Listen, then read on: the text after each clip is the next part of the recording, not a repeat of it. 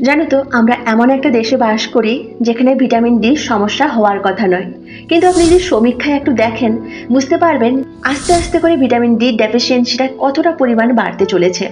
ছোট থেকে বড় সবারই কিন্তু ভিটামিন ডি দরকারি। যদি ভিটামিন ডি ডেফিসিয়েন্সি ছোটদের হয় তাহলে গ্রোথের সমস্যাটা কিন্তু হতে থাকবে, আর বড়দের বিভিন্ন রকম হাড়ের সমস্যা হবে, যেরকম বোন পেইন হতে পারে, বোন ফ্র্যাকচার হতে পারে, মাসেল পেইন হতে পারে, মাসেল উইকনেসও হতে পারে, এইরকম সমস্যা হতে পারে।